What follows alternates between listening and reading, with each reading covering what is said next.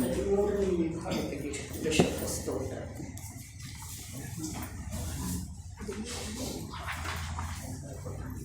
ಸಂಖ್ಯೆ 379.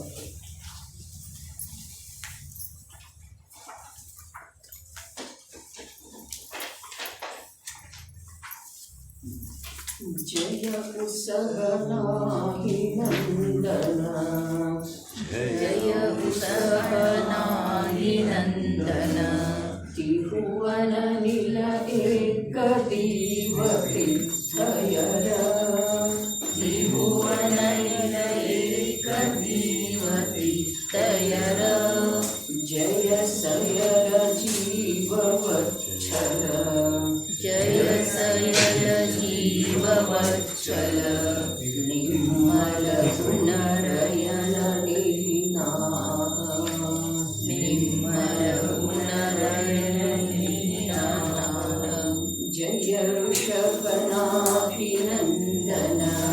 ಜಯ ಋಷಭನಾಭಿನಂದನ, ತ್ರಿಭುವನ ನಿಲಯೈಕ ದೀಪತೀರ್ಥಕರ, ತ್ರಿಭುವನ ನಿಲಯೈಕ ದೀಪತೀರ್ಥಕರ, ಜಯ ಸಕಲ ಜೀವವತ್ಸಲ, ಜಯ ಸಕಲ ಜೀವವತ್ಸಲ, ನಿರ್ಮಲ ಗುಣರತ್ನ ನಿಧಿನಾಥ, ನಿರ್ಮಲ ಗುಣರತ್ನ ನಿಧಿನಾಥ. ಓ ವೃಷಭ ಜಿನೇಂದ್ರ, ನಾಭಿರಾಜ ದೊರೆಯ ಪುತ್ರರಾದ ತಾವು 3 ಲೋಕಗಳ ರೂಪದ ಮನೆಯನ್ನು ಪ್ರಕಾಶಿತ ಮಾಡುವ ಸಲುವಾಗಿ ಅದ್ವಿತೀಯವಾದ ದೀವಿಗೆ ಸಮಾನರು. ಧರ್ಮತೀರ್ಥದ ಪ್ರವರ್ತಕರಿರುವಿರಿ. ಸಮಸ್ತ ಪ್ರಾಣಿಗಳ ವಿಷಯದಲ್ಲಿ ವಾತ್ಸಲ್ಯ ಭಾವವನ್ನು ಧಾರಣ ಮಾಡಿರುವಿರಿ ಮತ್ತು ನಿರ್ಮಲ ಗುಣಗಳ ರೂಪವಿರುವ ರತ್ನಗಳ ನಿವಾಸ ಸ್ಥಾನವಿರುವಿರಿ. ತಾವು ಈ ಲೋಕದಲ್ಲಿ ಜಯವಂತರಾಗಿರುವಿರಿ. ಯುಗದ ಆದಿಯೊಳಗ ಅರ್ಥಾತ್ 6 ಸಲ ಭೋಗಭೂಮಿ ಇರುವಂಥ, ಭೋಗಭೂಮಿಯ ಸ್ಥಿತಿ ಇರುವಂಥ ಈ ಭರತ ಕ್ಷೇತ್ರದೊಳಗ ಜೀವ ಪುಣ್ಯದ ಫಲವನ್ನು ಭೋಗಿಸುವ ಸಲುವಾಗಿ ಇಲ್ಲಿ 18 ಕೋಟಾಕೋಟಿ ಸಾಗರೋಪಮ ವರ್ಷಗಳವರೆಗೆ ಬರ್ತಾ ಇದ್ದು ಇಲ್ಲಿಂದ ಸ್ವರ್ಗಕ್ಕೆ ಹೋಗ್ತಾ ಇದ್ದು. ನರಕ ಯೋಗ್ಯ ಪಾಪವನ್ನು ಮಾಡಲಿಲ್ಲ, ಮೋಕ್ಷಕ್ಕೆ ಹೋಗುವಂಥ ಕರ್ತವ್ಯವನ್ನು ಮಾಡಲಿಲ್ಲ. ಪುಣ್ಯದ ಫಲವನ್ನು ಭೋಗಿಸ್ತಿದ್ದು ಜೀವಗಳ, ಮತ್ತು ಪುಣ್ಯವನ್ನೇ ಮಾಡಿ ಮತ್ತು ಪುಣ್ಯದ ಫಲವನ್ನು ಭೋಗಿಸುವ ಸಲುವಾಗಿ ಕೇವಲ ಒಂದು ಸ್ವರ್ಗಕ್ಕನ್ನು ಹೋಗ್ತಿದ್ದು. ಒಳ್ಳೆಯದಿತ್ತಲ್ಲ ಬಹಳ. ಪುಣ್ಯದ ಫಲವನ್ನೇ ಭೋಗಿಸೋದು, ಸುಖ ಭೋಗಿಸೋದು, ಮತ್ತು ಸುಖ ಭೋಗಿಸಲಿಕ್ಕೆ ಸ್ವರ್ಗಕ್ಕನ ಹೋಗೋದು.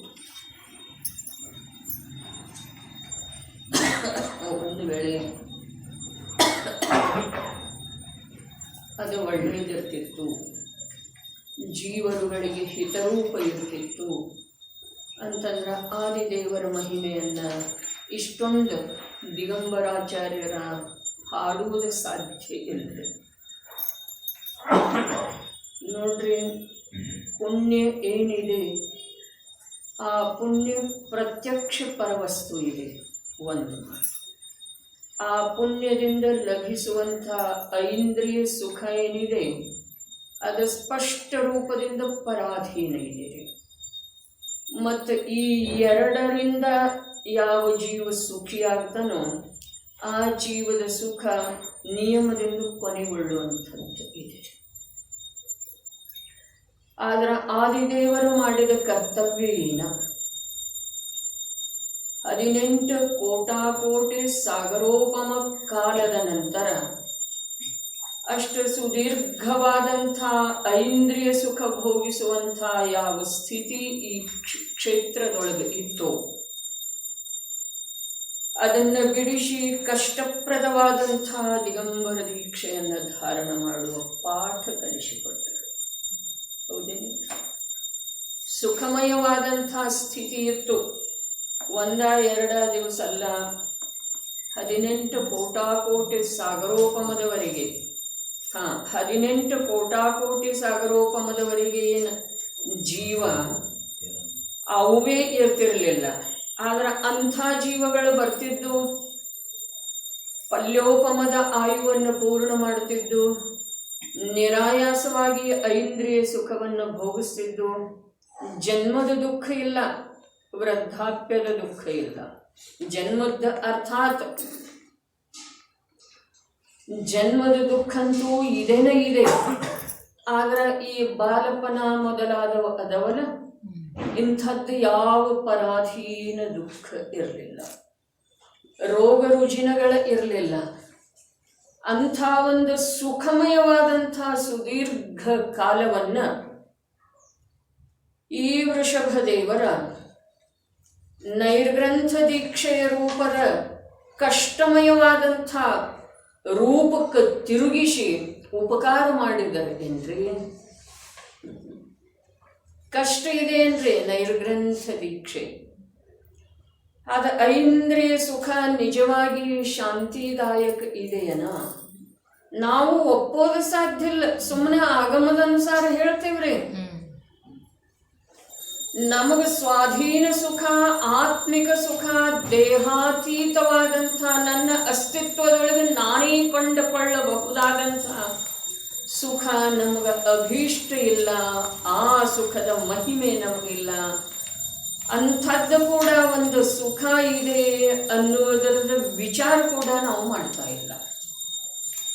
ಆದರೆ ಯಾವುದು ಪರಾಧೀನ ಇದೆಯೋ, ದೈಹಿಕ ಇದೆಯೋ, ಐಂದ್ರಿಯ ಇದೆಯೋ, ಅದನ್ನೇ ನಾವು ಸುಖ ಅಂಥೇಳಿ ನಂಬಿಕೊಂಡು ಸ್ಪಷ್ಟ ಹೇಳಬೇಕಾಯ್ತು ಅಂತಂದ್ರೆ ಅದೇ ಸುಖದ ಸಲುವಾಗಿ ನಾವು ಈ ಉದ್ಯಮ ಮಾಡ್ತಾ ಇದ್ದೇವೆ. ಅದೇ ಸುಖದ ಸಲುವಾಗಿ ಯಾವ ಪ್ರಕಾರದಿಂದ ಇದರಲ್ಲಿ ತಿಲ ತುಷ ಮಾತ್ರ ಕೂಡ ವಿರುದ್ಧತೆ ಇಲ್ಲ.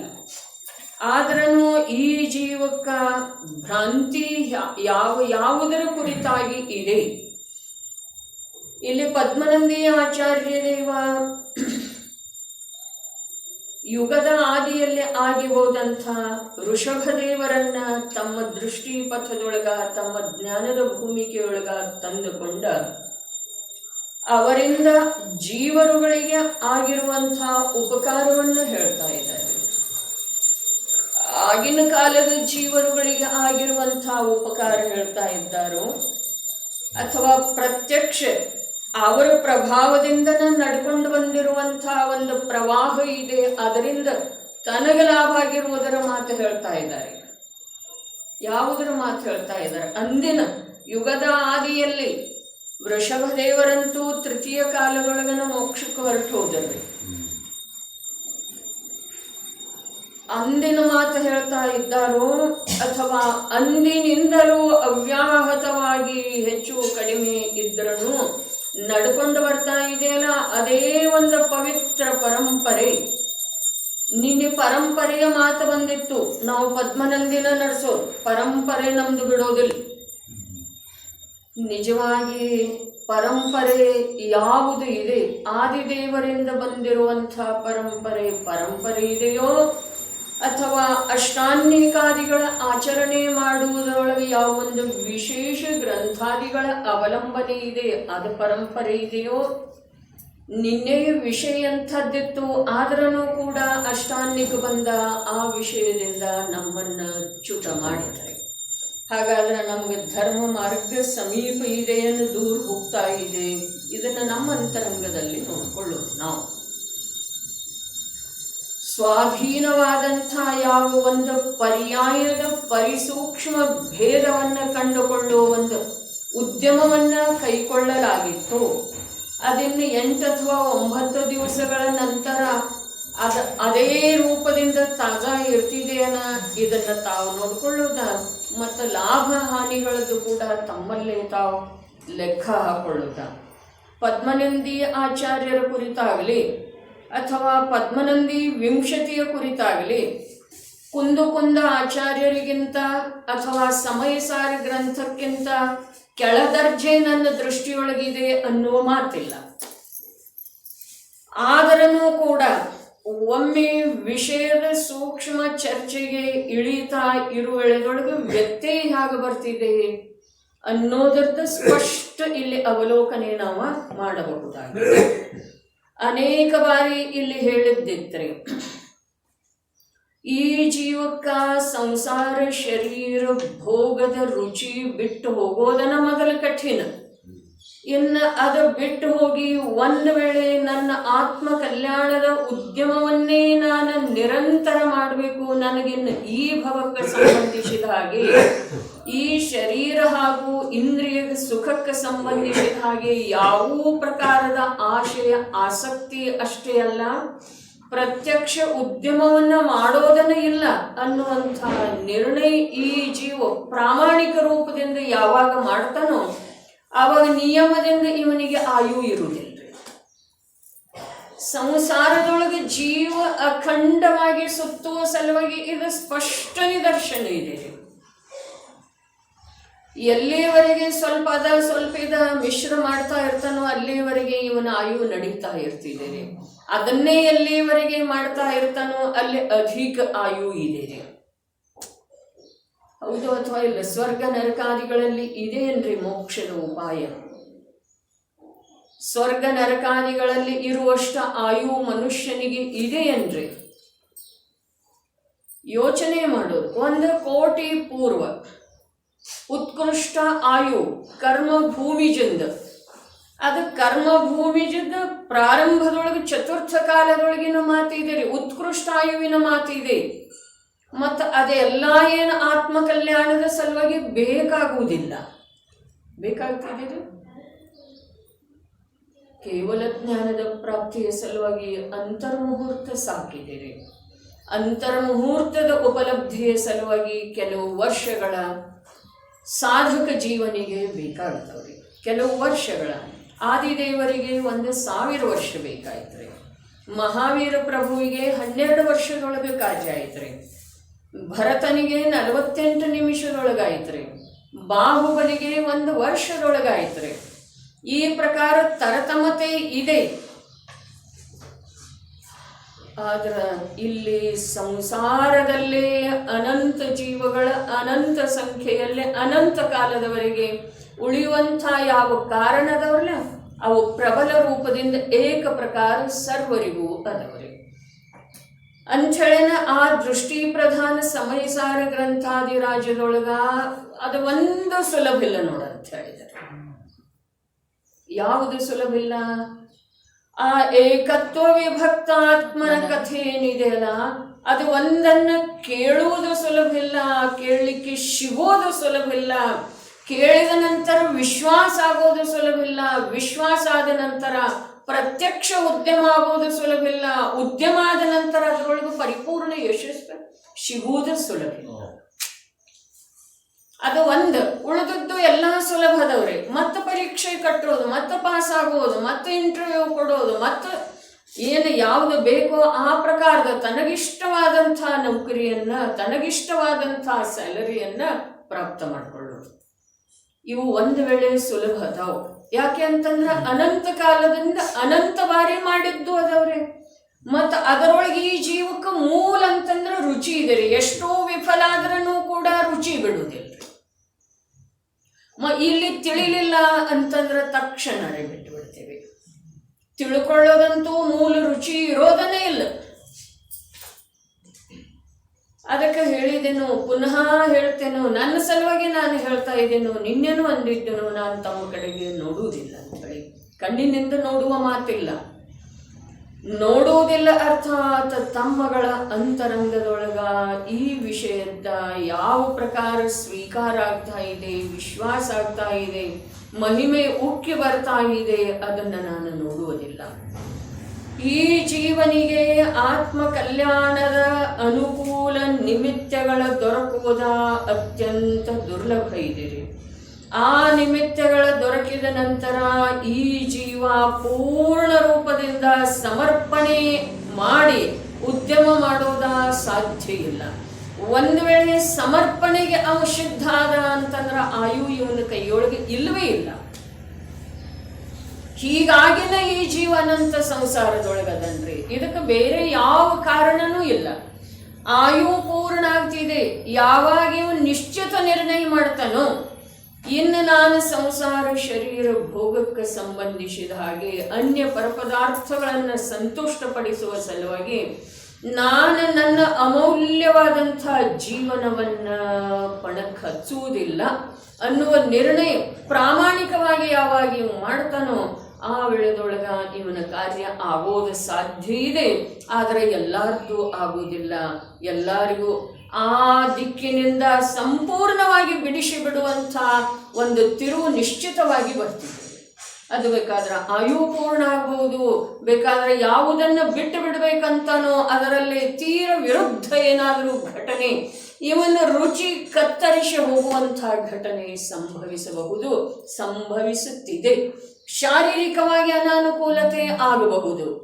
ಇದೆ ಯಾವುದು ಅಸಾಧ್ಯ ಇದೆ ಅಂದ್ರೆ ಯೋಚನೆ ಮಾಡಿ ನೋಡೋದ. ಇಲ್ಲಿ ಆಚಾರ್ಯ ಪದ್ಮನಂದಿ ದೇವ ಅದೇ ಮಾತು ಹೇಳ್ತಾ ಇದ್ದಾರೆ. ಏನು ಹೇಳ್ತಾ ಇದ್ರು ನಡೀರಿ. ಓ ಋಷಭ ಜಿನೇಂದ್ರ ಅಲ್ಲಿ ಹೋಗಿದ್ದಾರೆ. ಎಷ್ಟು ವರ್ಷದ ಪೂರ್ವ ಹೋಗಿದರು? 42,000 ಕಮ್ಮಿ ಒಂದು ಕೋಟಿ ಸಾಗರ ವರ್ಷದ ಪೂರ್ವ ಹೋಗಿದ್ದಾರೆ. ಯೋಚನೆ ಮಾಡೋದ. ಆದಿದೇವರ ಸ್ತುತಿ ಮಾಡೋದಂತಂದ್ರೆ ಸಾಮಾನ್ಯ ಮಾತಿಲ್ಲ.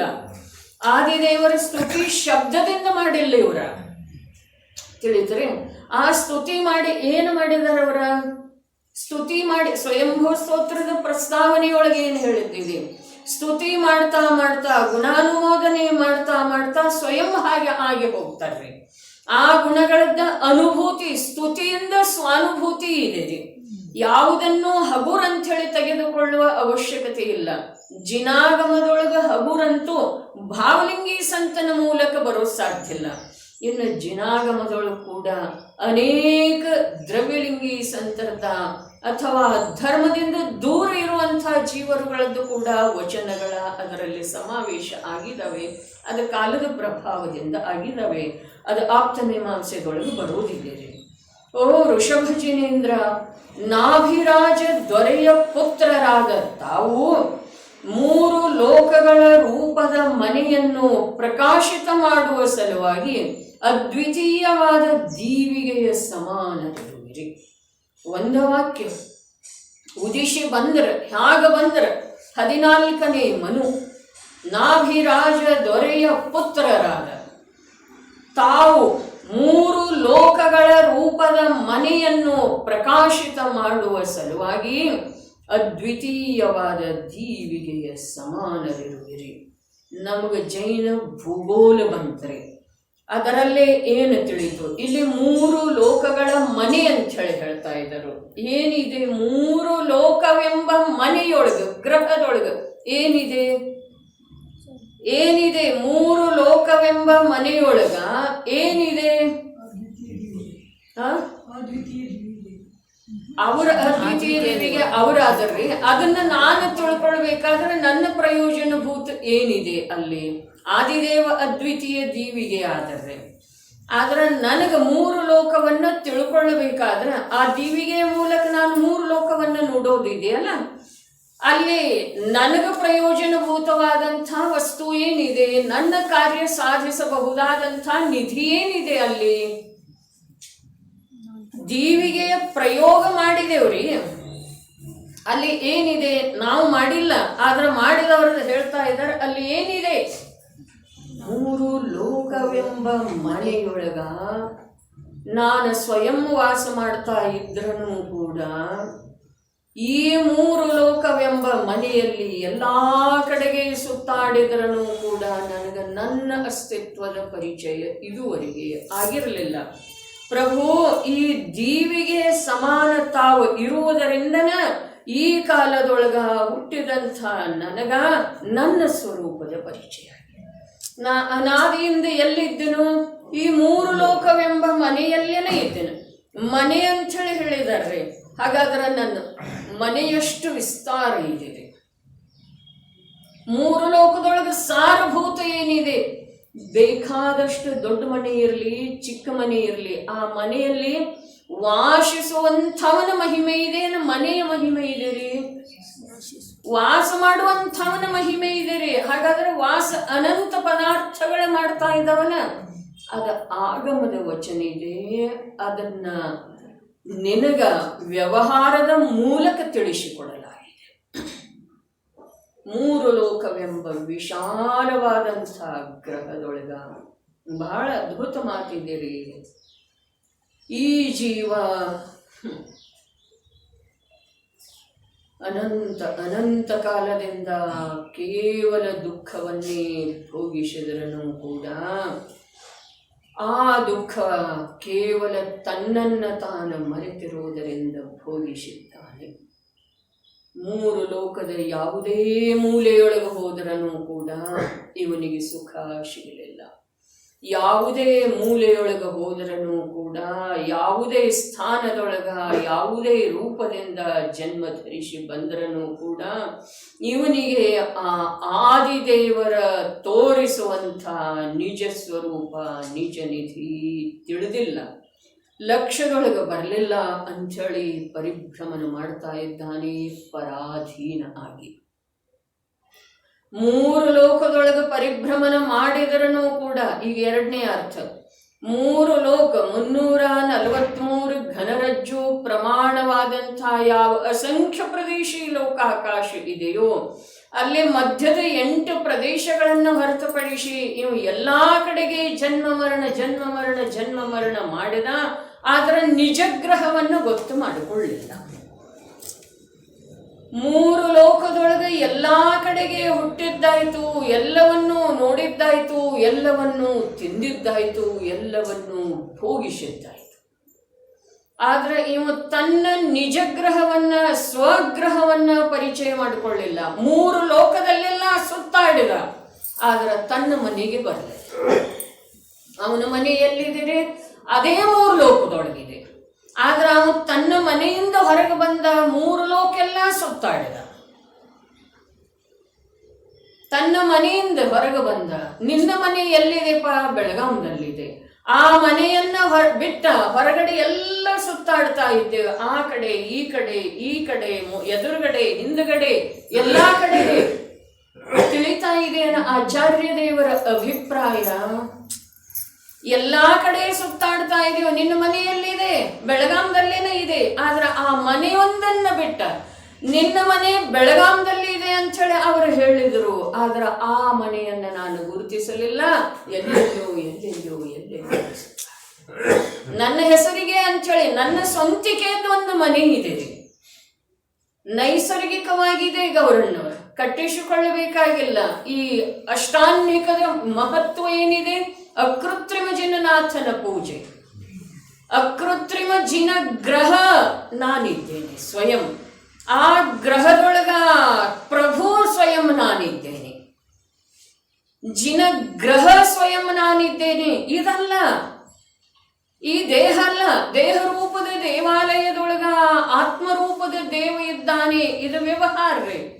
ಅಕೃತ್ರಿಮ ಜಿನ ಗ್ರಹ ಅರ್ಥಾತ್ ಅಸಂಖ್ಯ ಪ್ರದೇಶಿ ಅರೂಪಿ ನನ್ನ ಕ್ಷೇತ್ರ ವಿಜಯಣ್ಣ. ಅದರೊಳಗೆ ನಾನು ಚೈತನ್ಯ ಪ್ರಭು. ದರ್ಬಾರ್ ಯಾರ್ದು ನಡೀತಿದ್ದೀರಲ್ಲಿ? ಜಡದ್ದು ಇಲ್ಲ, ನನ್ನದೇ. ಆ ನನ್ನ ಪ್ರಭುತ್ವವನ್ನು ನಾನು ನೋಡಲಿಲ್ಲ, ಆ ನನ್ನ ಸ್ವಭಾವವನ್ನು ನಾನು ನೋಡಲಿಲ್ಲ, ಆ ನನ್ನ ಮನೆಯನ್ನು ನಾನು ನೋಡಲಿಲ್ಲ. ನಾನು 3 ಲೋಕದಲ್ಲೆಲ್ಲ ಅಂಡಲಿತಾ ಇದ್ದೇನೆ, ಬಿಟ್ಟೂ ಬಿಡದೆ. ಅಲ್ಲಿ ಸುಖ ಇರಬಹುದು, ಇಲ್ಲಿ ಸುಖ ಇರಬಹುದು, ಇದರೊಳಗೆ ಸುಖ ಇರಬಹುದು, ಅದರೊಳಗೆ ಸುಖ ಇರಬಹುದು. ಅಷ್ಟಾನಿಕ ಬಂತಂದ ಮೇಲೆ ಇನ್ನು ಧರ್ಮ ಆಗ್ತಿದೆ. ಏನಿದೆ ರೀ? ಅದನ್ನ ನಿಜಗ್ರಹದಿಂದ ಹೊರಗಿರುವ ಮಾತನ 3 ಲೋಕದೊಳಗಿರುವ ಮಾತನ ಇದೆಯೋ ಅಥವಾ ಇಲ್ರಿ? ಸರಿ ಇದೆ ರೀ, ನಿನ್ನ ಮನೆ 3 ಲೋಕದೊಳಗನ ಇದೆ. ಆದ್ರೆ ನಿನ್ನ ಮನೆಯಿಂದ ಹೊರಗೆ ನೀ 3 ಲೋಕದೊಳಗೆ ಸುತ್ತುತ್ತಾ ಇದ್ದೀಯ. ಇಡೀ 3 ಲೋಕ ಅಂದ್ರೆ ನಿನ್ನ ಮನೆಯಲ್ಲ. ಅನ್ಯಾಯ ಇದೆ ಅದು. ಇಡೀ 3 ಲೋಕ ಅಂದ್ರ ನಿನ್ನ ಮನೆಯಲ್ಲಿ ಒಂದೊಂದು ಪ್ರದೇಶದೊಳಗೆ 6 ದ್ರವ್ಯ ಇದಾವೆ. ಅರ್ಥಾತ್ ಅಸಂಖ್ಯಾತ ಚೈತನ್ಯ ಪ್ರದೇಶಿ, ಅರೂಪಿ ಪ್ರದೇಶಿ ಯಾವ ಚಿತ್ಗ್ರಹ ಇದೆಯೋ ಅದು ನನ್ನ ಮನೆ ಇದೆ. ಸ್ವರ್ಗದೊಳಗೆ ಸುಖ ಇಲ್ಲ, ಸರ್ವಾರ್ಥ ಸಿದ್ಧಿಯೊಳಗಿಲ್ಲ, ಮತ್ತೆಲ್ಲಿಲ್ಲ, ಮೋಕ್ಷದೊಳಗಿಲ್ಲ, ನರಕದೊಳಗೆ ಇಲ್ಲ ಅನ್ನೋದಕ್ಕೇನು ಬೇಕಿಲ್ಲ ನಮಗ, ಯಾಕಂದ್ರೆ ಅದು ದೃಢ ಐತೆ. ಮೋಕ್ಷದೊಳಗಿಲ್ಲ ನಿನ್ನ ಸುಖ, ಆದ್ರ 3 ಲೋಕವೆಂಬ ಯಾವ ವಿಸ್ತೃತವಾದಂತಹ ಗ್ರಹ ಇದೆಯೋ ಅಲ್ಲಿ ಒಂದು ನಿನ್ನದೇ ಆದಂತಹ ಗ್ರಹ ಇದೆ.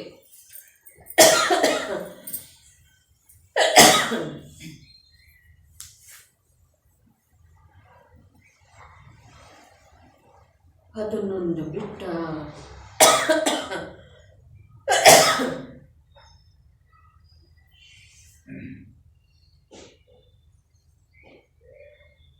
ಅದರ ಪರಿಚಯ ಮಾಡಿಕೊಳ್ಳುವುದೊಂದನ್ನು ಬಿಟ್ಟ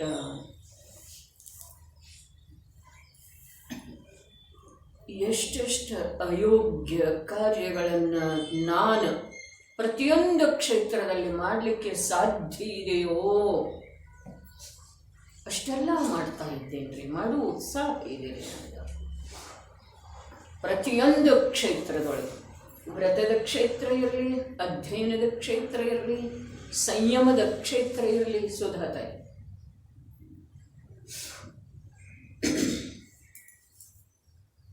ಸಂಸಾರದ ಕ್ಷೇತ್ರದೊಳಗಂತೂ ಪರಪದಾರ್ಥಗಳಲ್ಲಿ ಅಪನತ್ವ ಸ್ವಾಮಿತ್ವದ ಪರಿಸ್ಥಾಪನೆ ಮಾಡಿದೆ ಅನ್ನೋದು ಪ್ರಗಟ ಅನ್ಯಾಯ ಇದೆ.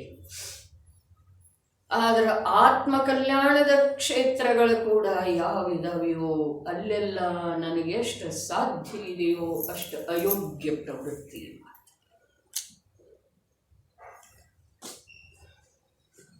ಯಾವುದರೊಳಗ ಮಾತನ ಇರ್ತದೆ. 3 ಲೋಕವೆಂಬ ಮನೆ ಅಂಥೇಳಿ ಹೇಳಿದರು. 3 ಲೋಕಕ್ಕೆ ಮನೆಯ ಸಂಜ್ಞೆ ಯಾಕೆ ಬಂತ್ರಿ ವಿಜಯಣ್ಣ? 3 ಲೋಕಕ್ಕೆ ಮನೆಯ ಸಂಜ್ಞೆ ಯಾತಕ್ಕೆ ಬಂತು? ಬೆಳಗಾವಿ ನನ್ನದನ್ನೋದ, ಕರ್ನಾಟಕ ನನ್ನದನ್ನೋದ, ಭಾರತ ನನ್ನದನ್ನೋದ ಯಾಕೆ ಬಂತು? ಅಲ್ಲಿ ಒಂದು ನನ್ನದೇ ಆದಂಥ ಸ್ವಂತ ಮನೆ ಇದೆ. ಹೌದು ಅಥವಾ ಇಲ್ವೇ? ಇಡೀ ಕರ್ನಾಟಕದ ಮೇಲೆ ನಮ್ದೇನು ಅಧಿಕಾರ ಇದೆ? ಇಡೀ ಭಾರತದ ಮೇಲೆ ನಮ್ದೇನು ಅಧಿಕಾರ ಇದೆ? ಅದೇ ಪ್ರಕಾರ ಇಡೀ 3 ಲೋಕಕ್ಕ ಮನೆ ಅನ್ನುವಂಥ ಸಂಜ್ಞೆ ಯಾಕೆ ಬಂತು ಅಂತಂದ್ರ, ನನ್ನ ಮನೆಯನ್ನ ನಾನು ಅನಾದಿ ಕಾಲದಿಂದ ಬಿಟ್ಟಿದ್ನ ಪ್ರಭು, ನಿನ್ನ ಆ ಪ್ರಕಾಶಿತಪಡಿಸುವಂಥ ದೀವಿಗೆಯ ಕಾರಣದಿಂದ ನನ್ನ ಮನೆಯ ಪರಿಚಯ ನನಗಾಯ್ತಂತ ಹೇಳಿ ಆಚಾರ್ಯ ದೇವ ಭಕ್ತಿ ಮಾಡ್ತಾ ಇದ್ದಾರೆ. ಸ್ತುತಿ ಮಾಡ್ತಾ ಇದ್ದಾರೆ. ಸ್ತುತಿ ಮಾಡೋದರ್ಥಾತ್ ಆ ಮನೆಯೊಳಗ ವಾಸ ಮಾಡುವ ಸಲುವಾಗಿ ಉದ್ಯಮ ಮಾಡೋದು. ಅಷ್ಟಾನಿಕದ ಆಚರಣೆ ಎಲ್ಲಿ ಮಾಡ್ತಾ ಇದ್ದೇವ್ರಿ ನಾವು? ಮಂದಿರ ಏರಿದೆಯಲ್ಲ, ಮಂದಿರದೊಳಗ ಅದನ್ನು ನೋಡಿ ಸಂತೋಷ ಆಗ್ತಿದೆಯೋ ಅಥವಾ ಇಲ್ಲ? ಆಗಬೇಕು ಅಥವಾ ಬೇಡ್ರಿ? ಆಗ್ಬೇಕ್ರಿ. ಯಾವುದರದ ದ್ಯೋತಕವಾಗಿ ಇದೆ ರೀ ಅದ? ಮಂದಿರದೊಳಗ ಮಂದಿರ ಏರಿದೆಯಲ್ಲ, ಯಾವುದರ ದ್ಯೋತಕವಾಗಿ ಇದೆ? ಈ ಜಡ ದೇಹ ರೂಪದ ದೇವಾಲಯದೊಳಗೊಂದು ಚೈತನ್ಯ ರೂಪದ ಮಂದಿರ ನಿರ್ಮಾಣ ಆಗಬೇಕಾಗಿದೆ.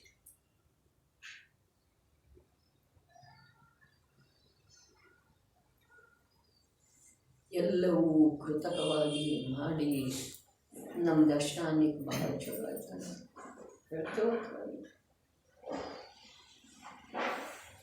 ಎಲ್ಲಿ ಆಯ್ತ್ರಿ ನೋಡ್ರಿ. ಇಲ್ಲಿ ಆಚಾರ್ಯದೇವ ಪದ್ಮನಂದಿ ಪ್ರಭು ಚರಣಾನುಯೋಗಕ್ಕೆ ಸಂಬಂಧಿಸಿದಂಥ ಈ ಕೃತಿ ರತ್ನದೊಳಗ ಇದೊಂದು 13ನೇ ವಿಭಾಗವಾಗಿ ಉದ್ಬುದ್ಧ ಆಗಿದೆ. ಓ ವೃಷಭ ಜಿನೇಂದ್ರ, ಇಷ್ಟ ಹೇಳ್ತಾ ಇದ್ದ ಹಾಗೆ ಅವರ ಆತ್ಮ ಪ್ರದೇಶದೊಳಗೆ ಯಾವ ಪ್ರಕಾರದ ಸಂಚೇತನ ಆಗಿದ್ದಿರಬಹುದು. ಶಬ್ದ ಜಡ ಪರಮಾಣುಗಳ ಮೂಲಕ ರಚನೆಗೊಂಡಿದೆ. ಅದರ ಒಳಗಡೆ ಯಾವ ಒಂದು ಸಂಚೇತನ, ಯಾವ ಒಂದು ಅತೀಂದ್ರಿಯ ಆನಂದದ ಅಲೆ ಬಂದಿರಬೇಕ್ರೆ. ನಮೋ ಅರಹಂತಾನಂ ಅನ್ನೋ ವೇಳೆದೊಳಗೆ ಯಾವ ಭಾವದ ಒಂದು ತರಂಗ ಬರ್ತಿದ್ದೀರಿ ನಮ್ಮಲ್ಲಿ ಬರ್ತಿದೆಯನ್ನ ಬರೀ ಶಬ್ದ ಆಗಿ ಆ ಶಬ್ದದ ಮೇಲೆ ಕರ್ತೃತ್ವದ ಭಾವದ ಛಾಪ ಉಳಿತಿದ್ದೀರಿ. ಮೊನ್ನೆ ಹೇಳಿಲ್ಲ, ನಡೆಯುವ ವೇಳೆದೊಳಗೆ ನಾನು ನಡೀತಾ ಇದ್ದೇನೆ ಅನ್ನುವ ಶಬ್ದ ಇಲ್ಲ, ಆ ಪ್ರಕಾರದ ಪ್ರಗಟ ವಿಕಲ್ಪ ಇಲ್ಲ, ಆದರೆ ನಾನು ನಡೀತಾ ಇದ್ದೇನೆ ಅನ್ನುವ ಅಭಿಪ್ರಾಯ ಆತ್ಮನ ಪ್ರದೇಶದಲ್ಲೆಲ್ಲ ವ್ಯಾಪ್ತ. ನಾನು ತಿಂತಾ ಇದ್ದೇನೆ, ನಾನು ಮಾತಾಡ್ತಾ ಇದ್ದೇನೆ, ಮಾತಾಡುವ ವೇಳೆದೊಳಗೆ ಇದೆಯೋ ಅಥವಾ ನಾನು ಕೇಳ್ತಾ ಇದ್ದೇನೆ, ವಿಕಲ್ಪ ಇದೆರಿ, ಶಬ್ದ ಇದೆರಿ, ಇಲ್ಲ.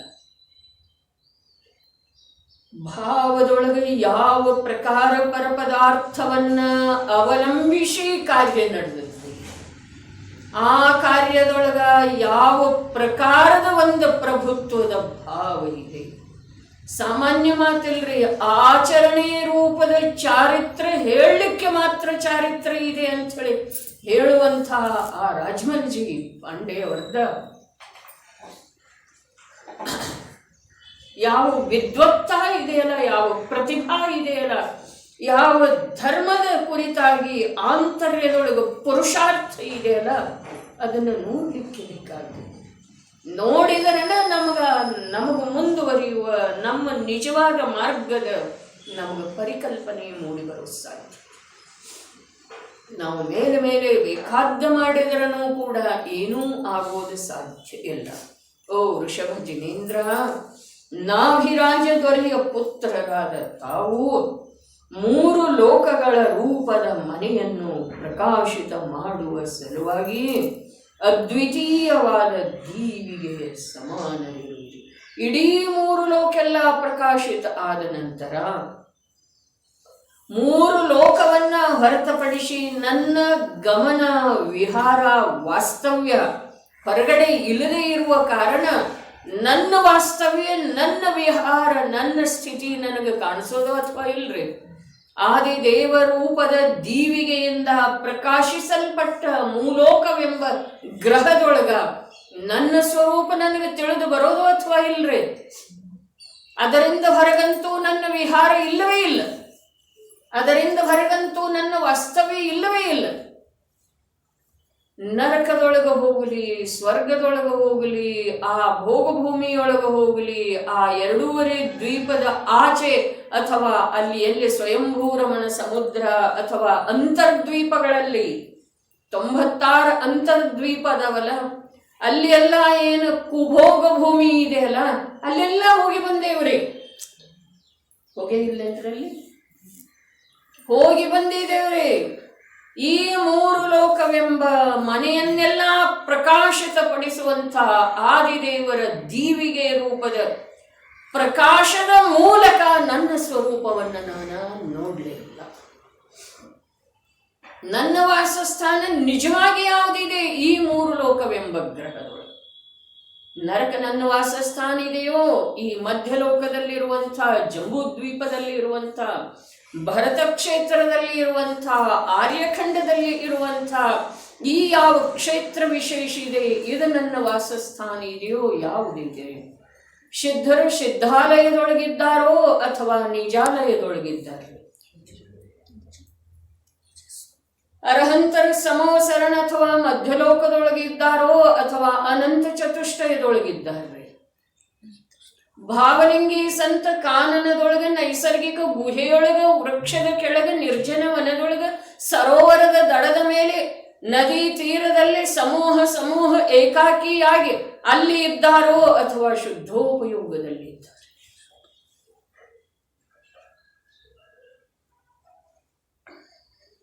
ಇದು ಮೂಲೋಕವೆಂಬ ಗ್ರಹವನ್ನು ಪ್ರಕಾಶಿಸುವ ಸಲುವಾಗಿ ಅವರ ದೀವಿಗೆಯ ಉಪಯೋಗ ಮಾಡಿಕೊಂಡ ಹಾಗೆ.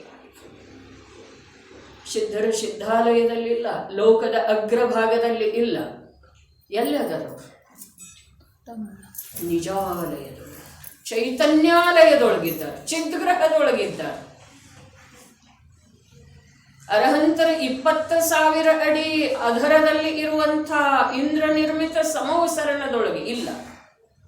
ಎಲ್ಲದರವರು ಅನಂತ ಚತುಷ್ಟಯಮಯ ಸ್ವಭಾವದ ಭಾವಲಿಂಗಿ ಸಂತೆಯಲ್ಲಿದ್ದಾರೆ. ಕಾನನದೊಳಗ, ಗುಹೆಯೊಳಗ ಇಲ್ಲ, ನದಿ ತೀರದೊಳಗಿಲ್ಲ, ಸಮೂಹದೊಳಗೆ ಸಂಘದೊಳಗಿಲ್ಲ, ಏಕಾಕಿಯಾಗಿ ವಿಹಾರ ಮಾಡ್ತಾ ಇಲ್ಲ, ಬೆಟ್ಟದ ಶಿಖರದ ಮೇಲಿಲ್ಲ. ಎಲ್ಲದರವರು ಶುದ್ಧೋಪಯೋಗದೊಳಗೆ. ಇನ್ನು ಇದಕ್ಕಿಂತ ಕೆಳಗೆ ಬಂದ್ರೆ ಪಂಚಮಗುಣ ಸ್ಥಾನಾವರ್ತಿ ಶ್ರಾವಕ ಆ ರಾಜ್ಯದೊಳಗ, ಪರಿವಾರದೊಳಗ, ಭೋಗದೊಳಗ ಕಳೆದು ಹೋಗಿಲ್ಲ. ಅವ ಎಲ್ಲದನ್ರಿ, ಎಲ್ಲದನ ನಿಜ ಗ್ರಹದ ಸಲುವಾಗಿ ನಿರಂತರ ಉದ್ಯಮಶೀಲ, ನಿಜ ಗ್ರಹದಲ್ಲೇ ಶಾಶ್ವತವಾಗಿ ಉಳಿಯುವ ಸಲುವಾಗಿ ಉದ್ಯಮಶೀಲ. ಇದು ಇಷ್ಟೋ ತನಕ ತಾವು ಹೇಳ್ತಾ ಇದ್ದೀವಿ, ಶಬ್ದ ಛಲ ಬಿಟ್ರ ಅದರ ದಾಟಿ ನಾವು ಹೋಗ್ತಾನೆ ಇಲ್ರಿ, ಹೋಗ್ತಾನೆ ಇಲ್ಲ. ಅದನ್ನ ನನ್ನ ಜ್ಞಾನಕ್ಕೆ, ನನ್ನ ಅರ್ಥಾತ್ ಪ್ರತಿಯೊಬ್ಬರಿಗೆ ತಮ್ಮದೇ ಆದಂತಹ ಜ್ಞಾನಕ್ಕೆ ವಿದಿತ ಆಗ್ಬೇಕು, ಸ್ಪಷ್ಟ ಆಗ್ಬೇಕ್ರಿ. ಯಾವುದು ಇದೆಯೋ ಅದಕ್ಕೆ ನಾವು ಮಂಜಿಲ್ ಅಂತ ಹೇಳಿ ಕೂತಿದೆವು, ತೃಪ್ತ ಇದೆಯೋ. ಶಬ್ದದ ಛಲ ಅಂತ ಹೇಳಿ ಹೇಳಿದ್ರಲ್ಲ, ನಿಜವಾಗಿ ಶಬ್ದ ಇದೆ, ಅದ ಛಲ ಅನ್ನುವ ಶಬ್ದ. ನಾವು ಛಲ ಮೋಸ ಹೋಗ್ತಾ ಇದ್ದೇವೆ. ಎಲ್ಲಿ? ಆ ಶಬ್ದಗಳು. ಎಲ್ಲಿ ವಸ್ತುವಿಗೆ ಶಬ್ದದ ಬೇಕೇ ಆಗಿಲ್ಲ. ಸಕ್ಕರೆ ಮೇಲೆ ಸಕ್ಕರೆ ಬರೆಯೋದು ಅವಶ್ಯಕನೇ ಇಲ್ಲ. ಸಕ್ಕರೆ ಎಲ್ಲಿ ಬರ್ದಿದೆ ಅಲ್ಲಿ ವಸ್ತುನೇ ಇಲ್ರಿ, ಇಲ್ಲ ಇಲ್ಲ. ಇದೇನ್ರಿ ಬರ್ದಿದೆ, ಕಾಗದ ಮೇಲೆ ಬರೀರಿ, ಡಬ್ಬದ ಮೇಲೆ ಬರೀರಿ, ಆ ಎಲ್ಲಿ ಬರ್ದಿದೆ ಅಲ್ಲಿ ಸಕ್ಕರೆ ಇದೆ ಅಂದ್ರೆ ಯೋಚನೆ ಒಂದಿಷ್ಟು ದೃಷ್ಟಾಂತದೊಳಗೆ ಇಳಿದ ಮಾಡ್ರಿ. ಅದಕ್ಕೆ ಆಚರಣೆ ರೂಪದ ಚಾರಿತ್ರ ಕಾಷ್ಠದ ಸಿಂಹ ಅಂತ ಹೇಳಿ ಹೇಳ್ತಾರೆ. ಆ ದೃಷ್ಟಾಂತ ತಿಳ್ಕೊಂಡ್ರ ಈ ಜೀವಕ್ಕ ಮೈಯೆಲ್ಲ ರೋಮಾಂಚಿತ.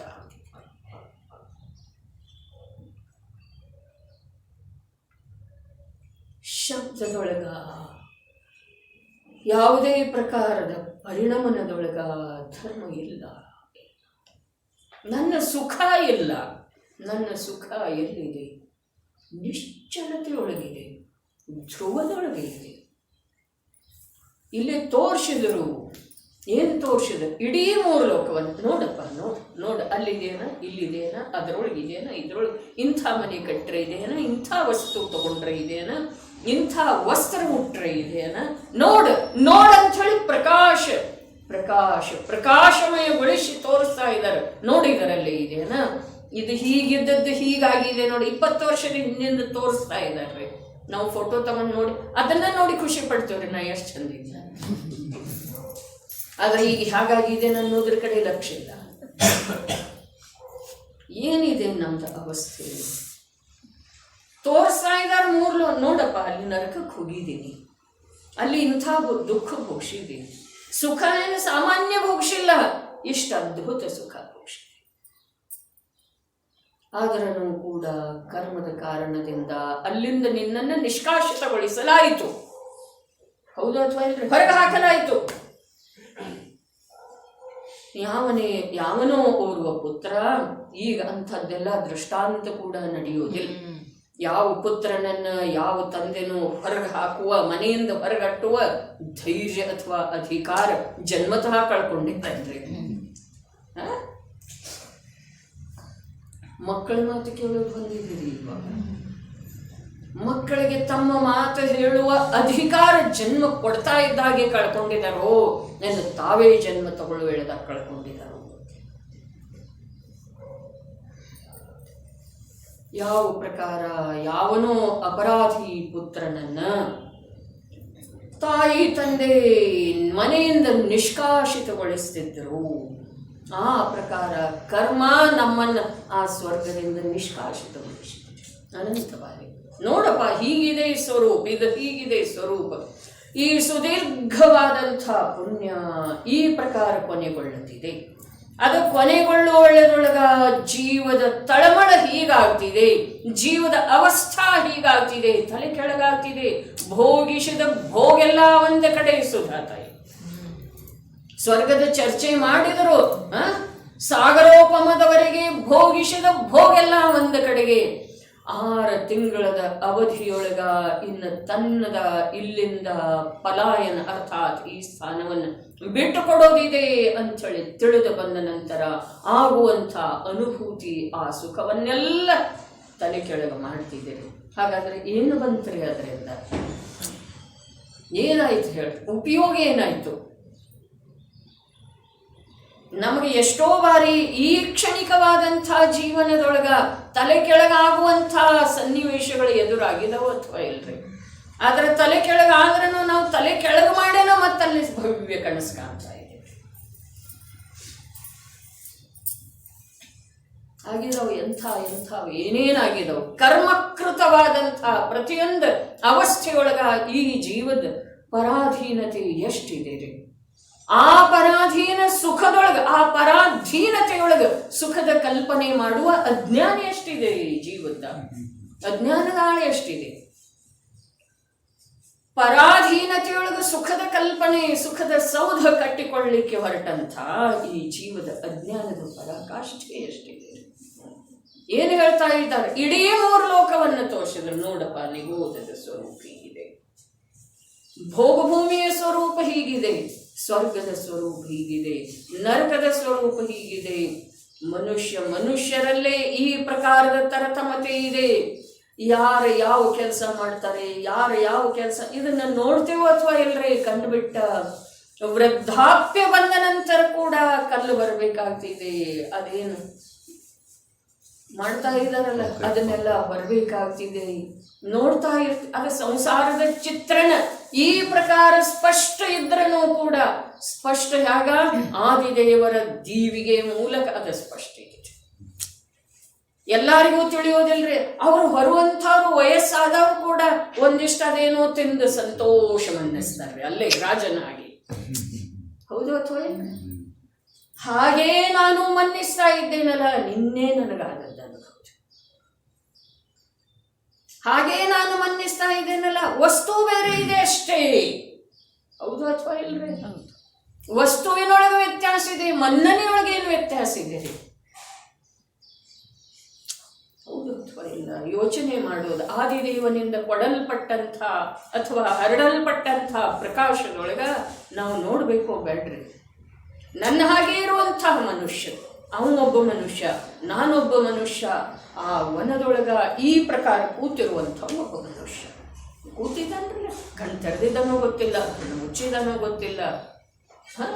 ಭಾವಲಿಂಗಿ ಸಂತ ವೀತರಾಗತೆಯನ್ನ ಆರಾಧಿಸ್ತಾ ಇದ್ದಾನೆ, ಸಾಧಿಸ್ತಾ ಇದ್ದಾನೆ. ಅವನೊಳಗ ನನ್ನೊಳಗ ಎಷ್ಟು ವ್ಯತ್ಯಾಸ,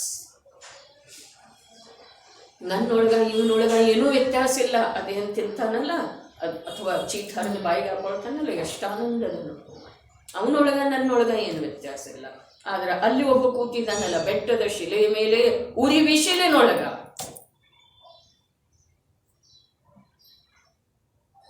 ಉರಿ ಬಿಸಿಲಿನೊಳಗ ಯಾತಕ್ಕೆ ರೋಗ ಬರ್ತಿದೆ ಅವನಿಗೆ? ಯಾತಕ್ಕೆ ಬರ್ತಿದೆ? ಉರಿ ಬಿಸಿಲಿನೊಳಗ ಸುಟ್ಟು ಹೋಗ್ತಿದ್ದೀರಿ. ಅದ ಮಳೆಯೊಳಗ ಧಾರಾಕಾರವಾದ ಮಳೆಯೊಳಗ ಹರಿದು ಹೋಗ್ತಿದೆ ಸುಧಾತಾಯಿ. ಥಂಡಿಯೊಳಗ ಬಾಡಿ ಒಣಗಿ ಹೋಗ್ತಿದೆ. ಗೊತ್ತಿಲ್ಲ ನಮಗ. ನಾವಿದನ್ನ ಸುಖದ ಸುಪ್ಪತ್ತಿಗೆ ಒಳಗಿಟ್ಟು ಸುಖ ಅನುಭವಿಸ್ಬೇಕಂತೆ. ಎಂದೂ ಸಾಧ್ಯ ಇಲ್ಲ.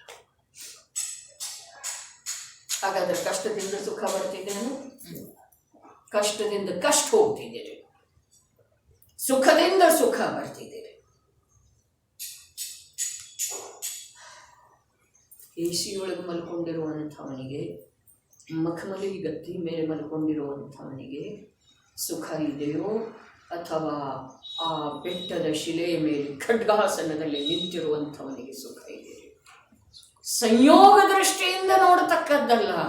ಒಳಗಡೆ ಅವನು ಸುಖದ ಸಾಗರದೊಳಗೆ ಮುಳುಗಿ ಹೇಳ್ತಾ ಇದ್ದಾನೆ, ನೀವು ಆಕುಲತೆಯ ಬೆಂಕಿಯೊಳಗೆ ಬೇಯ್ತಾ ಇದ್ದಾನೆ. ಎಸಿ ಹಚ್ಚಿದ್ದೀರಿ, ಮಖಮಲಿ ಗದ್ದಿ ಇದೆರಿ, ಆಕುಲತೆಯ ಬೆಂಕಿಯೊಳಗ ಬೆಂದು ಹೋಗ್ತಾ ಇದ್ದಾನೆ. ಅವ ಅತೀಂದ್ರಿಯ ಆನಂದದ ಸಾಗರದೊಳಗ ಮುಳುಗಿ ಮುಳುಗಿ ಮುಳುಗಿ ಮುಳುಗಿ ಹೇಳ್ತಾ ಇದ್ದಾನೆ. ಹೊರಗಡೆ ಯಾವುದರಿಂದ ಕಷ್ಟ ಇತ್ತೋ, ದೇಹ ಪರಂಪರೆನ ಕಷ್ಟ ಇದೆಯಲ್ಲ, ಆ ದೇಹಕ್ಕೆ ಕಷ್ಟ ಆಗ್ತಾ ಇದೆ. ಒಂದು ಸಲ ಆಗಲಿ, ಒಂದ್ಸಲ ಆ ದೇಹಕ್ಕೆ ಕಷ್ಟ ಆಗದ ವಿನಃ ದೇಹ ಪರಂಪರೆ ನಿಲ್ಲೋದು ಸಾಧ್ಯ ಇಲ್ಲ ಸುಧಾತಾಗಿ. ನೋಡ್ರಿ, ವಿಚಾರ ಮಾಡಿ ನೋಡ್ರಿ, ಪ್ರಕಾಶ ಯಾವುದರದಿದೆ? ಆದಿದೇವ ಯುಗದ ಆದಿಯಲ್ಲಿ ಯಾವುದನ್ನ ಪ್ರಕಾಶಿತ ಮಾಡಿದ್ದಾರೆ? ನೀನ ಅಂಧಕಾರದೊಳಗೆ ಯಾವುದನ್ನ ಸುಖ ಅಂತ ಇದ್ದಿ? ಅಜ್ಞಾನದಿಂದ ಯಾವುದನ್ನ ಸುಖ ಅಂತ ಇದ್ದಿ? ಯಾವುದನ್ನ ಸಂಗ್ರಹಿಸುವ ಸಲುವಾಗಿ ನೀನು ಅಮೂಲ್ಯವಾದಂಥ ನಿನ್ನ ಜೀವನವನ್ನ ಕಳ್ಕೊಳ್ತಾ ಇದ್ದಿ? ಆ ಸಂಗ್ರಹಿಸಿರುವಂಥ ಪದಾರ್ಥಗಳಿಂದ ನಿನಗ ಸಂಗ್ರಹಿಸಬೇಕನ್ನು ಎಳೆದೊಳಗನೂ ದುಃಖ ಇದೆ, ಅದರ ಸಂಗ್ರಹಣೆ ಆದ್ಮೇಲೂ ದುಃಖ ಇದೆ, ಅದನ್ನು ಬಿಟ್ಟು ಕೊಡು ಎಳೆದೊಳಗ ಮಹಾ ದುಃಖ ಇದೆ. ಏನೇ ಮಾಡ್ರಿ ಇದು? ಈಗರೆ ವರ್ಷ ಹೋಗಿದ್ನಲ್ಲ, ಮತ್ತೇನಿದು ಕಸ ಅನ್ನಿಸ್ತಿದೇನಿಲ್ಲ? ಅಂದ್ರೆ ದುಃಖ ಇದೇನು ಸುಖ ಇದೆ?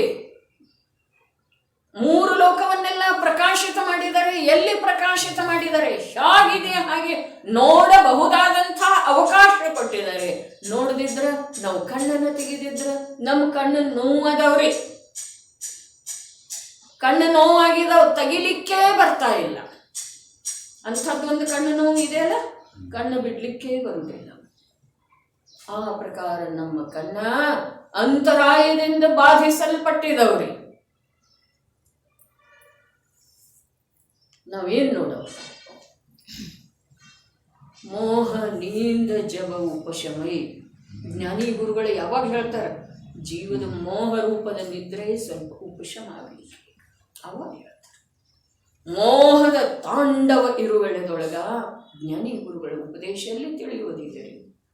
ಚಲಿ ಹೋಗ್ತಿದೆ, ಅದು ಹೊರಗಡೆ ಬಿದ್ದೋಗ್ತಿದೆ. ನಡೆ ನಾಭಿರಾಜ ದೊರೆಯ ಪುತ್ರರಾದ ತಾವು ಮೂರು ಲೋಕಗಳ ರೂಪದ ಮನೆಯನ್ನು ಪ್ರಕಾಶಿತ ಮಾಡುವ ಸಲುವಾಗಿ ಅದ್ವಿತೀಯವಾದ ದೀವಿಗೆ ಸಮಾನರಿರುವಿರಿ, ಧರ್ಮತೀರ್ಥದ ಪ್ರವರ್ತಕರಿರುವಿರಿ. ಅಲ್ಲಿಯವರೆಗೆ ಏನಿತ್ರಿ? ಸಂಸಾರ ನಡೀತಾ ಇತ್ತರಿ. ಭೋಗಭೂಮಿ 18 ಕೋಟಿ ಕಾಲದವರೆಗೆ ಏನಿತ್ರಿ? ಜೀವರುಗಳ ಸಂಸಾರದಿಂದ ಭಿನ್ನವಾದಂಥ ಮಾರ್ಗವನ್ನು ತಿಳ್ಕೊಳ್ತಿದ್ರು, ಅಥವಾ ಸಂಸಾರದಲ್ಲೇ ಸುತ್ತುತ್ತಾ ಇದ್ದಾರೆ, ಭೋಗಿಸ್ತಾ ಇದ್ರು. ಯಾವುದರ ಭೋಗಿಸ್ತಾ ಇದ್ರು?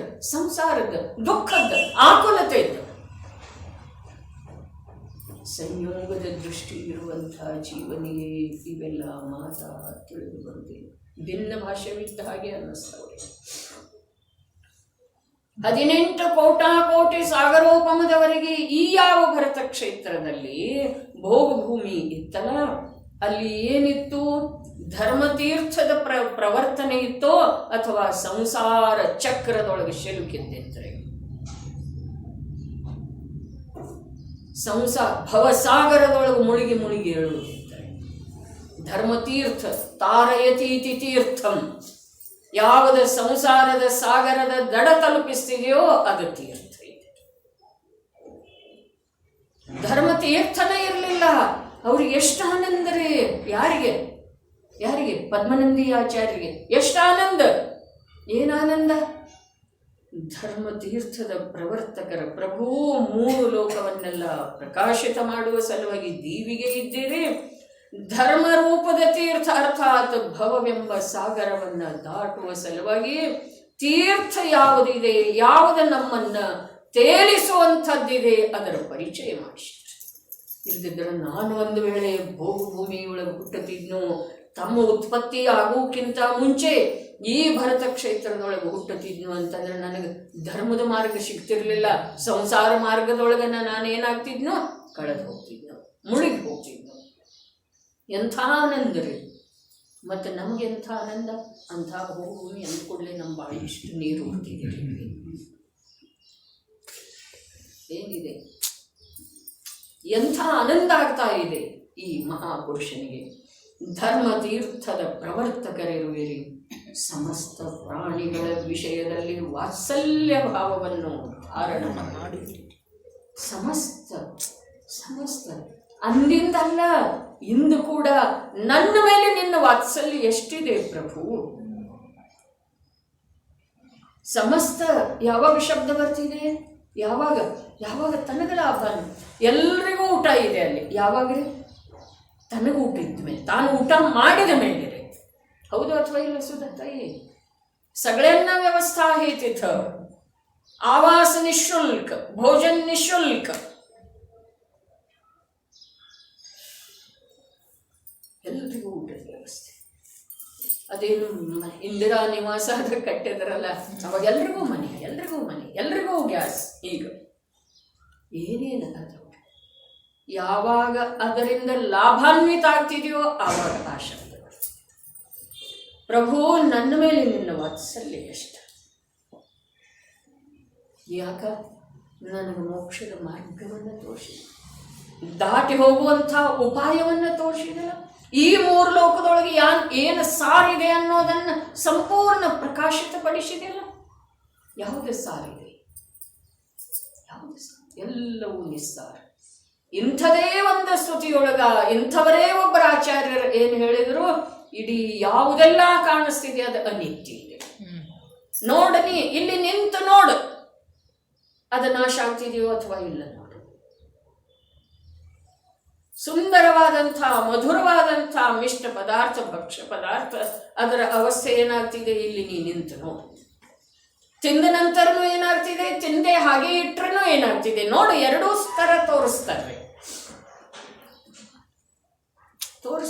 ತಿಂದ ನಂತರ ಅದರ ಅವಸ್ಥೆ ಏನಾಯ್ತು ನೋಡು. 3 ಲೋಕದ ಎಲ್ಲಾ ಪದಾರ್ಥಗಳನ್ನು ತೋರಿಸ್ತಾ ಇದ್ದಾರೆ. ನೀನು ಯಾವುದನ್ನ ಸುಖರೂಪ ಅಥವಾ ನಿನ್ನ ಚಕ್ಷು ಇಂದ್ರಿಯ, ರಸನೇಂದ್ರಿಯ, ಘ್ರಾಣೇಂದ್ರಿಯ, ಕರ್ಣೇಂದ್ರಿಯ, ಸ್ಪರ್ಶನೇಂದ್ರಿಯಗಳಿಗೆ ಯಾವುದೆಲ್ಲ ಇಷ್ಟ ಕಾಣಿಸ್ತಾ ಇದೆಯೋ ಅದು ಯಾವ ಪ್ರಕಾರ ಅನಿಷ್ಟ ಇದೆ ನೋಡು.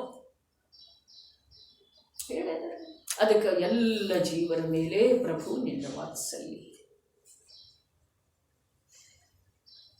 ಸಮಸ್ತ ಪ್ರಾಣಿಗಳ ವಿಷಯದಲ್ಲಿ ವಾತ್ಸಲ್ಯ ಭಾವವನ್ನು ಧಾರಣ ಮಾಡಿರುವಿರಿ ಮತ್ತು ನಿರ್ಮಲ ಗುಣಗಳ ರೂಪದ ರತ್ನಗಳ ನಿವಾಸ ಸ್ಥಾನ ಇರುವಿರಿ. ನಿಮ್ಮಲ್ಲೇ ಏನು ನಿವಾಸ ಮಾಡಿದವು?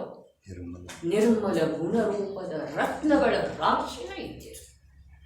ಮನೆ ಬಾಗಿಲ ತೆಗೆದು ಕೂಡಲೇ ಏನಿದೆ? ನಿರ್ಮಲವಾದಂತಹ ರತ್ನ. ತಾವು ಈ ಲೋಕದಲ್ಲಿ ಜಯವಂತರಾಗಿರುವಿರಿ. ಅವರಿಗೆ ಪರಾಜಯ ಯಾರಿಂದ ಇದೆ? ಯಾರಿಂದ ಇದೆ?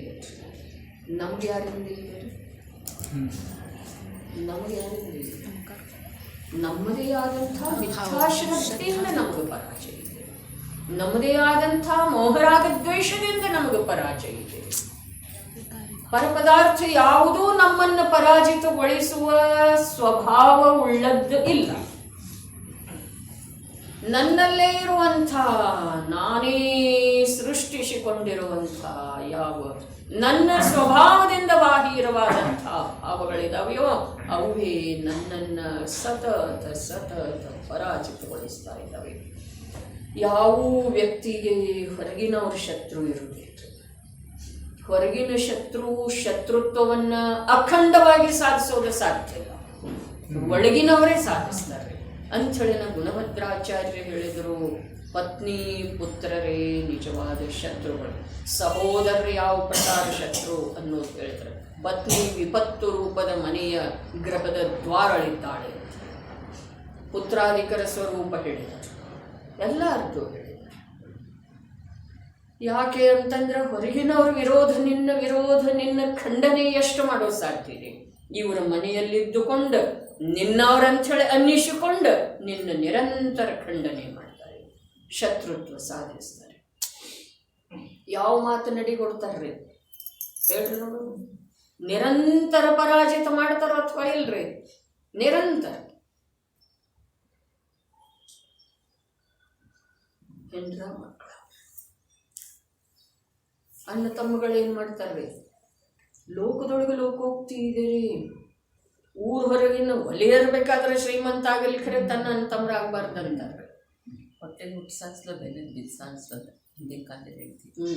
ಅದೊಂದು ಶತ್ರು, ಇದೊಂದು ಶತ್ರು ಅಂತ ಹೇಳಿ.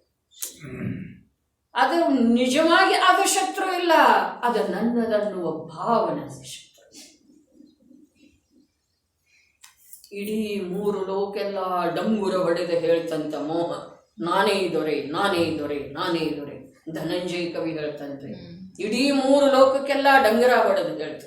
ಆದ್ರೆ ಪ್ರಭು ಆ ಮೋಹ ನಿನ್ನನ್ನು ಪರಾಜಿತ ಮಾಡೋದು ಸಾಧ್ಯ ಆಗಲಿಲ್ಲ. ಬಲವಂತರ ವಿರೋಧಗೈದರೆ ತನ್ನದೇ ನಾಶವಾಗುವುದು. ಅದಕ್ಕೆ ನಿನ್ನ ವಿರೋಧ ಮಾಡಲಿಕ್ಕೆ ಬರಲಿಲ್ಲ. ಇಲ್ಲೇನು ಹೇಳ್ತಾ ಇದ್ದಾರೆ, ತಾವು ಈ ಲೋಕದಲ್ಲಿ ಜಯವಂತ. ಈ ಲೋಕ ಅಂದ್ರೆ ಮಧ್ಯ ಲೋಕರೇ. ಈ ಲೋಕ ಅಂದ್ರೆ ಯಾವುದು? ಈ ಲೋಕ ಅಂದ್ರೆ ಯಾವುದು? ಮಧ್ಯಲೋಕನ ಊರ್ಧ್ವಲೋಕ ಯಾವ ಲೋಕ ರೀ? ಈ ಲೋಕದಲ್ಲಿ ತಾವು ಜಯವಂತ. ಮಧ್ಯಲೋಕ, ಊರ್ಧ್ವಲೋಕ, ಅಧೋಲೋಕ ಇದು ಭೇದ ಇದೆ, ಆದ್ರ ಮೂಲ ಲೋಕ ಇದೆ. ಈ ಇಡೀ ಲೋಕದೊಳಗೆ ಅಥವಾ ಪ್ರಾರಂಭದಲ್ಲಿ ಹೇಳಿದ್ರಲ್ಲ, ಇಡೀ 3 ಲೋಕದ ಪ್ರಕಾಶ ದೀವಿಗೆ ಅಂತ ಹೇಳಿ, ದೀವಿಗೆಯ ವಿರೋಧ ಯಾರು ಮಾಡವ್ರಿ? ದೀಪದ ವಿರೋಧ ಯಾರು? ಸೂರ್ಯನ ವಿರೋಧ ಯಾರು ಮಾಡ್ತಾ ಇದ್ದಾರೆ? ಸೂರ್ಯನ ವಿರೋಧಕರು ಇದ್ದಾರೋ ಅಥವಾ ಇಲ್ರಿ? ಇದ್ದಾರೆ. ರಾಹು ಇದ್ದಾನೆ. ದಿನವೂ ಅವನನ್ನ ಪರಾಜಿತಗೊಳಿಸುವಂತಹ ಅಂಧಕಾರ ಕತ್ತಲೆ ಇದೆಯೋ ಅಥವಾ ಇಲ್ರಿ? ರಾತ್ರಿ ಇದೆಯೋ ಅಥವಾ ಇಲ್ರಿ? ಆದ್ರೆ ಈ ನಮ್ಮ ಚೈತನ್ಯ ಸೂರ್ಯ, ತೀರ್ಥಂಕರ ನಾಮದ ಸೂರ್ಯ, ಜಿನರೆಂಬ ಸೂರ್ಯದ ವಿರೋಧ ಮಾಡುವಂಥದ್ದ ಇಡೀ 3 ಲೋಕದೊಳಗೆ. ಇಡೀ ಲೋಕದೊಳಗೆ ಯಾವುದು ಇಲ್ಲ. ನೀವು ಯಾವಾಗಲೂ ಜಯವಂತ. ಆದಿದೇವರಿಗೆ ನಮಸ್ಕಾರ. ಆದಿದೇವ ಯಾವಾಗ ಇದ್ರು ಆವಾಗ ನಮಸ್ಕಾರ ಮಾಡ್ತಾ ಇದ್ರ ಅಂದಿನ ಜನರು. ಅಥವಾ ನಾವು ಈ ಒಂದು ಚತುರ್ಥ ಕಾಲ ಅಥವಾ ಈ ಒಂದು ಕಲ್ಪಕಾಲ ಅಥವಾ ಈ ಒಂದು ಅವಸರ್ಪಿಣಿ ಕಾಲದೊಳಗೆ ನಾವು ಇದ್ದೇವೆ ಅಂಥೇಳಿ ಆ ಆದಿದೇವರಿಗೆ ನಮಸ್ಕಾರ ಮಾಡ್ತಾ ಇದ್ದೇವೆ. ಹೀಗಿದೆ ಏನ್ರಿ? ಮುಂದಿನ ಕಾಲದವ್ರು ಮಾಡ್ತಾರೋ ಅಥವಾ ಇಲ್ರಿ? ಆದಿದೇವನಿಗೆ ನಮಸ್ಕಾರ ಮಾಡ್ತಾರೋ ಅಥವಾ ಮಾಡೋರು? ಯಾವಾಗ? ಅದರ ಮುಂದೆ ಮತ್ತೆ 24 ತೀರ್ಥಂಕರ, ಅದರ ಮುಂದೆ 24 ಅಸಂಖ್ಯ ಆದ ನಂತರ ಕೂಡ ಆದಿದೇವ ಜಯವಂತ ಇದ್ದಾರೋ ಅಥವಾ ಇಲ್ರಿ? ಈ ಲೋಕದೊಳಗೆ. ಸಿದ್ಧಾಲಯ ಎಲ್ಲಿದೆ? ಈ ಲೋಕದೊಳಗನೆ ಇದೆ. ಲೋಕ ಬಿಟ್ಟು ಹೊರಗಡೆ ಅಲೋಕದೊಳಗಿದೆ. ಈ ಲೋಕದೊಳಗನೆ ಇದೆ. ಹಾಗಾದ್ರೆ ಆದಿದೇವರ ಎಂದ ಆದಿದೇವ ಆದರೋ ಅಂದಿನಿಂದ ಅನಂತ ಕಾಲದವರೆಗೆ ಜಯವಂತನೇ ಅದರ ಈ ಲೋಕದೊಳಗೆ. ನಾಮರೂಪದಿಂದ ಇಲ್ಲ. ಇವೆಲ್ಲ ಹೇಳಿದ್ರಲ್ಲೇ ಇವುಗಳ ಕಾರಣದಿಂದ ಏನು ಹೇಳಿದ್ರು? ನಡೆಯಲಿ 3 ಲೋಕಗಳ ರೂಪದ ಮನೆಯನ್ನು ಪ್ರಕಾಶಿತ ಮಾಡುವ ಸಲುವಾಗಿ ಅದ್ವಿತೀಯವಾದ ದೀವಿಗೆಯ ಸಮಾನರಿರುವಿರಿ. ಇದೇ ಆದಿನಾಥರ ಸ್ತುತಿ ಮಾನತುಂಗಾಚಾರ್ಯ ಮಾಡಿದ್ರಲ್ಲ, ಅವರು ದೀವಿಗೆ ದೃಷ್ಟಾಂತ. ನಿರ್ಧೂಮವರ್ತಿರಪವರ್ಜಿತ ತೈಲ ಪೂರ ಕೃಷ್ಣಂ ಜಗತ್ರಯಮಿದಂ ಪ್ರಕಟೀಕರೋಷಿ. ಇದ ಮಾತಿದೆನಾ? ಜಗತ್ರಯಮಿದಂ ಪ್ರಕಟೀಕರೋಷಿ. ನಿರ್ಧೂಮವರ್ತಿ. ನಿಮ್ ದೀವಿಗೆ ಎಂಥದ್ದು? ಹೊಗೆ ಇಲ್ಲ, ಎಣ್ಣೆ ಇಲ್ಲ, ಬತ್ತಿ ಇಲ್ಲ, ಅಂಥ ದೀವಿಗೆ. ಇಲ್ಲಿ ಅದ್ವಿತೀಯ ಅಂದ್ರೆ ಅದೇ ಅರ್ಥ ಇದೆ. 3 ಲೋಕಗಳ ರೂಪದ ಮನೆಯನ್ನು ಪ್ರಕಾಶಿತ ಮಾಡುವ ಸಲುವಾಗಿ ಅದ್ವಿತೀಯವಾದ ದೀವಿಗೆಯ ಸಮಾನರಿರುವಿರಿ. ಧರ್ಮತೀರ್ಥದ ಪ್ರವರ್ತಕರಿರುವಿರಿ.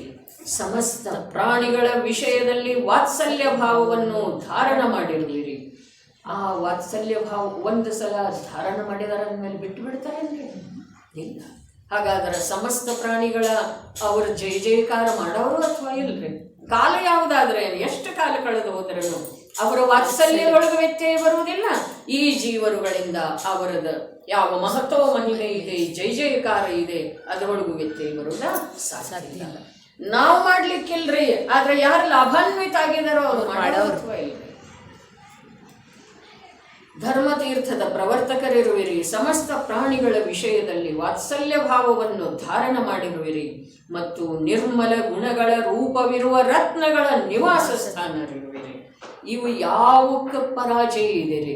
ವಾತ್ಸಲ್ಯ ಭಾವಕ್ಕೆ ಇಲ್ಲ, ಜ್ಞಾನದ ಜ್ಯೋತಿಗೆ ಇಲ್ಲ, ಮತ್ತ ಈ ಗುಣಗಳ ಸಮೂಹದ ಗುಣಗಳ ನಿಲಯಕ್ಕೆ ಇಲ್ಲ. ತಾವು ಈ ಲೋಕದಲ್ಲಿ ಜಯವಂತರಾಗಿರುವಿರಿ. ಭಾವಾರ್ಥ: ಓ ಪ್ರಭು, ತಮ್ಮ ಆಶ್ರಯದಲ್ಲಿ ಬಂದಿರುವುದರಿಂದ ನಮಗೆ ನೋಡ್ರಿ ನರಕ ಮತ್ತು ತಿರಿಯಂಚಗತಿಗಳಲ್ಲಿ ಹೋಗಬೇಕಾಗುವುದಿಲ್ಲ. ಎಷ್ಟು ವಿಶ್ವಾಸ ರೀ! ನನಗೆ ಇನ್ನೊಂದು ನರಕಗತಿ ಇದೇನು ಹೇಳ್ರಿ ಅಂತೇಳಿ ಕೇಳಕ್ ಹೋಗಿಲ್ಲ, ಕೇಳಬೇಕಾಗಿಲ್ಲ. ತನ್ನ ಭಾವದ ಪರಿಚಯ, ತನ್ನ ಅಂತರಂಗದ ಪರಿಚಯ ತನಗಿದೆಯೋ ಅಥವಾ ಇಲ್ರಿ? ತನ್ನ ಅಂತರಂಗದ ಪರಿಚಯ ತನಗೆಷ್ಟು ಒಳ್ಳೆಯ ರೂಪದಿಂದಿದೆಯೋ ಅಷ್ಟು ಇನ್ನೊಬ್ಬರಿಗಿರೋ ಸಾಧ್ಯ. ಅವಧಿ ಜ್ಞಾನಿಗೇನೂ ಇರುವುದಿಲ್ಲ. ಓ ಪ್ರಭು ಅಂದ್ರ ಆ ಆಶ್ರಯ ತೆಗೆದುಕೊಂಡಿರುವಂಥ ಆ ಜೀವದ ಯಾವ ಪ್ರಕಾರ ರಾಗದ್ವೇಷಗಳದ್ದ, ಭಾವದ್ದ, ಕ್ಷಣಿಕ ಸುಖದ್ದ ಒಂದು ಪ್ರಕಾರ ಭಾವ ಅಸ್ತಾಗಿ ಹೋಗಿರ್ಬೇಕ್ರೆ ಯೋಚನೆ ಮಾಡಿ.